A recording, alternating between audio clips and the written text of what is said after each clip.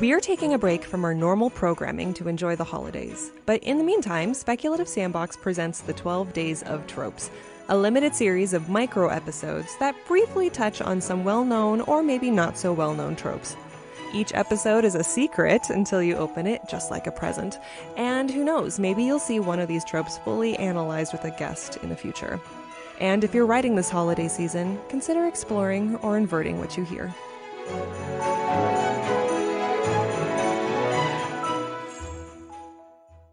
Can we just acknowledge how awkward elevators are?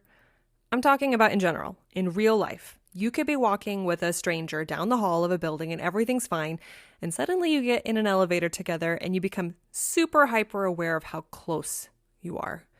The elevator is a cage, the tone has changed, and everyone just has to keep their wits about them and pretend nothing's weird until the door opens again. Because there are so many things that can happen in an elevator.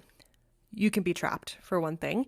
And you better hope you're in a romance instead of a thriller, because one genre promises a good time and the other one guarantees certain death depending on how important you are to the story. You could be having an awkward moment in a comedy. Someone farts maybe right before a crowd gets in. Or we're going to have a fight. One guy against many in an enclosed space like Captain America Winter Soldier. Or maybe the elevator is taking us to an important destination. Hell, anyone? Or maybe even Mount Olympus like in the Percy Jackson books. There's a ton of movies about elevators. The 2010 movie Devil is about a group of people who get trapped in an elevator, and one of them is, as the title states, the devil. Then there's the 2014 movie Freefall, the 2008 movie Blackout, the 2004 movie Hellevator. The list goes on and on. So clearly, we're a little worried about elevators. So let's talk about real events. An article by the Daily Beast details several horrific deaths, including one where an operator died by electrocution, and one where a woman got caught between the floors when she got stuck in the door. Then there was the case of a doctor who got his head trapped in the door, and, well, you could probably guess what happened to him.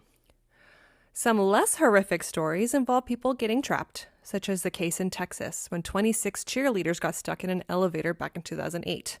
But that was their fault, because they exceeded the weight capacity of the elevator. And then there was the Chinese delivery man who survived without food and water for 3 days in a Houston elevator. Sadly, what contributed to his delayed rescue was an inability for building security to understand what he was saying. Although, I have to question why no one wondered why an elevator didn't move for 3 days. So, the moral of the story, buildings need to be up to code. However, elevators can have a more symbolic purpose.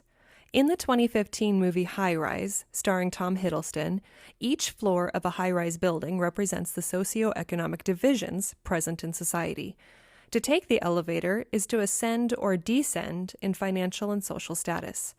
Elevators can also represent the feeling of being trapped, as explored in Long Way Down by Jason Reynolds, or it can represent life's potential, particularly the ascent in the elevator from Charlie and the Great Glass Elevator by Roald Dahl. Do you use elevators in any of your stories? Share with us on our Instagram and Twitter.